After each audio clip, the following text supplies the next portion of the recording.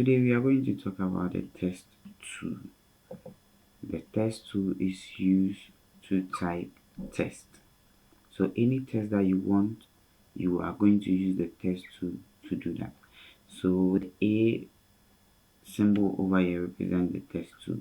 So once I click on it, I move to my page, click anywhere that I want, and then I can start typing. Now, by default, once you select it, the font, this is known as the font size, the size of the text. And we also have the font itself, or font style, let me put it that way. And then if I want to increase it, this is known as the insertion point, where it is blinking. It is called insertion point. That is where it tells you that right now when I press any letter, that is where it's going to appear. So from here, let me just type any word over here, and then if I want to increase it from here, this is what I'll do. From here, I will click on the pick tool and then come to this side, click and drag to increase it. Please, in the test environment, we don't use the middle knots to increase the text, otherwise you are going to distort it. So for instance, if I use the middle one, this is how it's going to look like, and this is not good for a design. So please, let's not use something like this.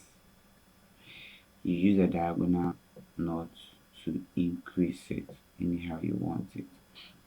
Now, so from here, if I want to, I can also increase the size from here. So click here and then increase it to any level that you want.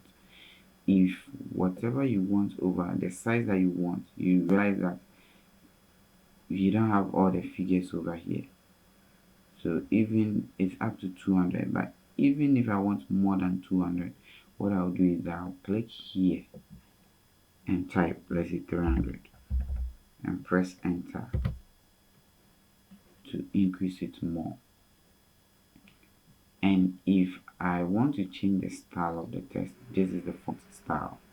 So I'll move to this side, click, and then I'm going to see different kinds of fonts. So when I place the mouse on the name, you are going to see a preview coming. Let me drag the text to where we will be able to see what I'm trying to do. So click here. So as I move it on this is how it's going to be like. Move it, move.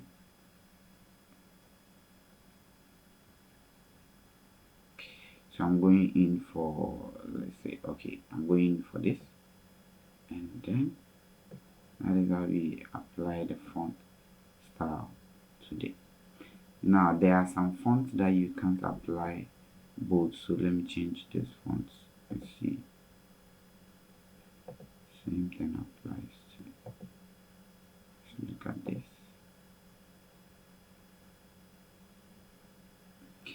Now if you know a particular font that you want to use, all that you do is you move to this side, click that side, and then you type the name of the font.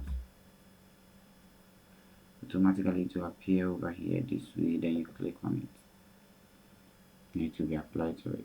Now from here, if I want to make it very bold, I will click on this B to make it bold. If you want it to come back to normal, you click on it again. If I want to slant it a little, that is the italic, click on this I over here to slant it. Click on it again to remove there. And then if you want to underline it, then you click on the U over here to underline. Now if, let me type another.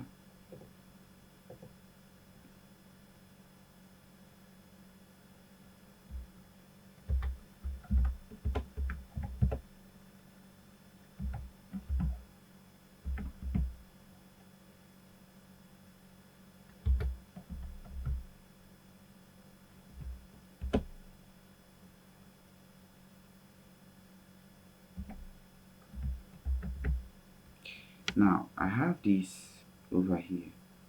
Let me increase it a little, and then let me hit enter to type another, let's say something like this over here. Now I have this. We have test alignment. Okay, so you can see that by default it's aligned to the left side, to the right side. There are some designs that when you're doing, you can change the test alignment. So with this one, when I click here, over here, we have by default we have none, which is also the left align. So when I click on the left align, I'm not going to see any difference in it. But when I click on the center, you see the one that moves to the center of the first one. And then when I click on the right, this is how it's going to be. When your sentences are many and then you want to arrange them in such a way that one will not go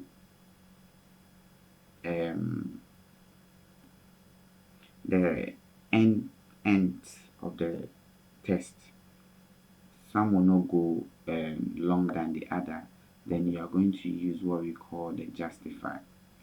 So this is justified because the sentence is short. This is how it's going, we are going to see. But if you apply the first justify, you see what it does. It increases the text so that they will be able to be level with it. So when the many, this is how it's going to be. This end and this end, they are all going to be equal together. So let me go back. Now you realize that I've intentionally made some mistakes over here, which we are going to correct it. Now in the old version, once you type something that is wrong, for instance this now, you know is a wrong spelling, the W is going to be 1. Now if you see a red underline under it, that should tell you that it is wrong, so you need to correct it.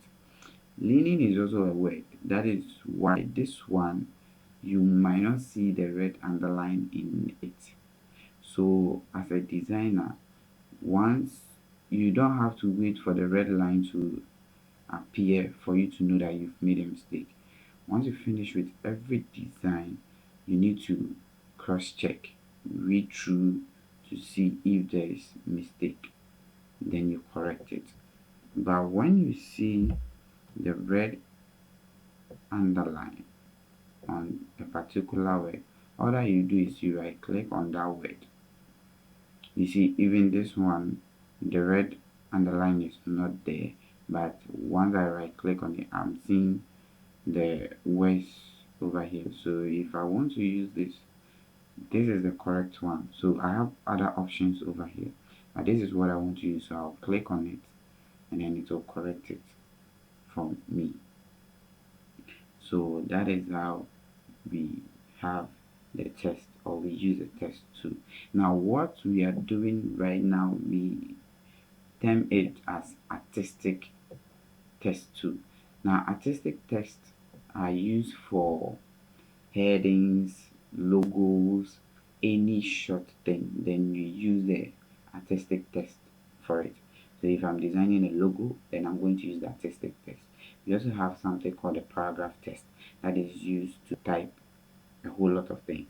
So if I want to type different things, then the sentence, then I'm going to use what we call the paragraph test. So when I click on the test, all that I'll do is that when I move to my page, I'll click and drag like this, and then now I have my paragraph test. So from here I can type whatever I want to type inside. So that is it. So once you are done, you can do the whole stuff what we did to our, you can increase it from here, you can change the font if you want, you can apply all these options to it. Now we will look at the topic on the paragraph text later, so I'm going to delete this. So our focus is more on the artistic text for now. So I have this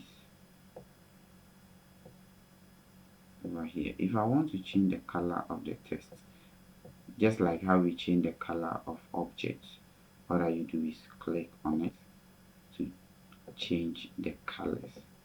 From here you can change to any color that you want. If I want to apply the outline color to it, then you know what to do. You right click here and then you set outline color to apply. If you want to increase the outline size, you realize that the option is not showing here. So what you do is you go to the outline pen over here. The last time I taught you how to increase or apply some of the tools if they are not here. So you can check that on a video that I named drawing objects. Yes, so I'll click here and then you can select the size from here. So if I want something like this, I'll click on it. Now we also saw this in our previous video that when you see something like this, that means that there is no object selected.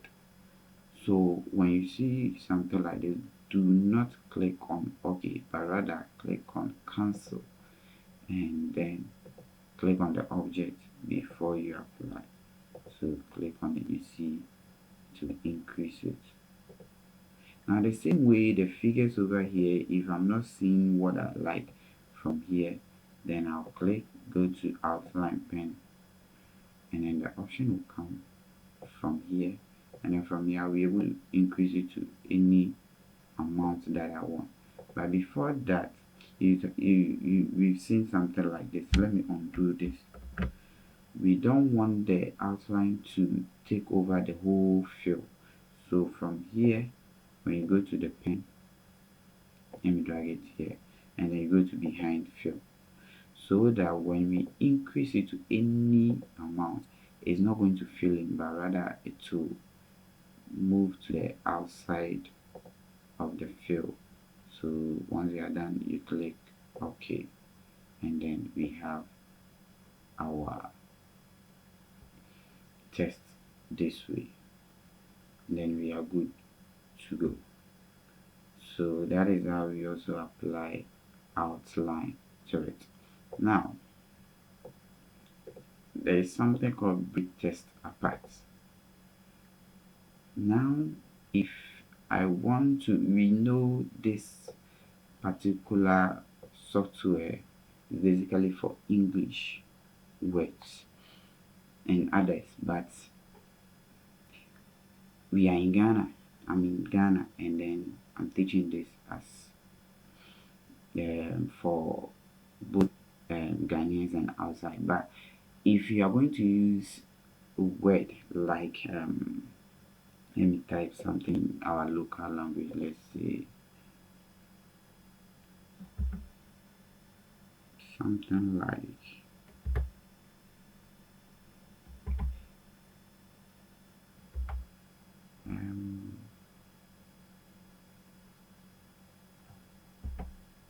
let's see something like this.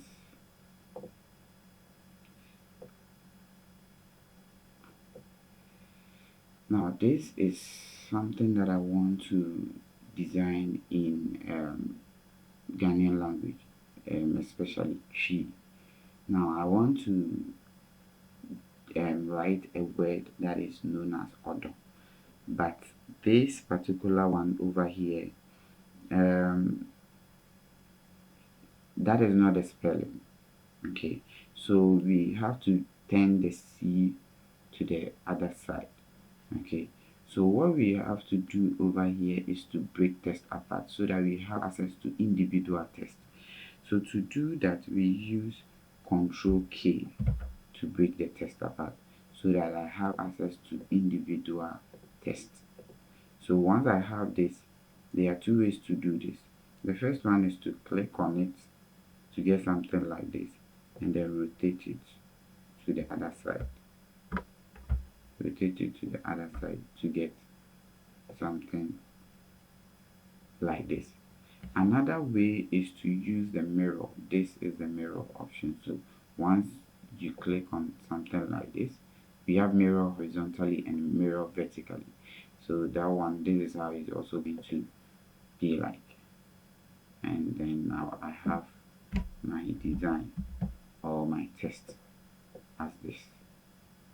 So that is how we break test apart.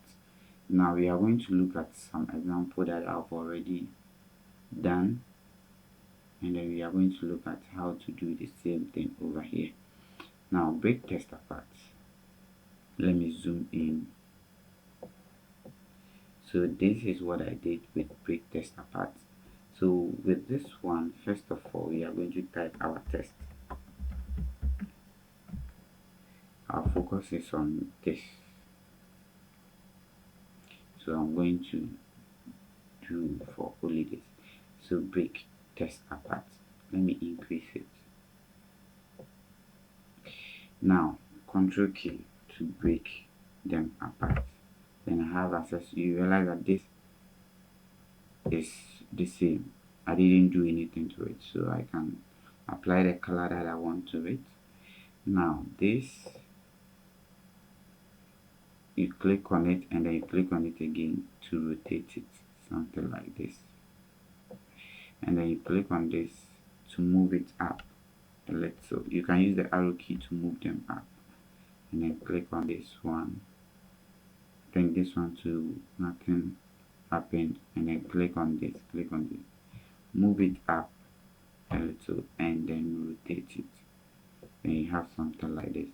Then you apply your colors to it.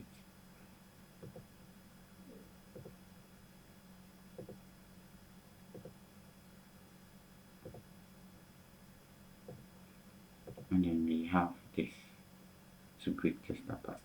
There are a lot of things that you can do with break test apart. So I'm going to give you something for you to try, and then you can send it to me on my email, or yes, you can send it to me on my email, which is samuelwitty8@gmail.com. You send it to me for me to see how well you've done it. And this is the exercise. So try this with break test apart. Okay, then I'll see you in the next video. The next video you talk about more of the object. Now we know how to draw objects, we know how to type, so we learn how to combine these objects to create logos, for instance.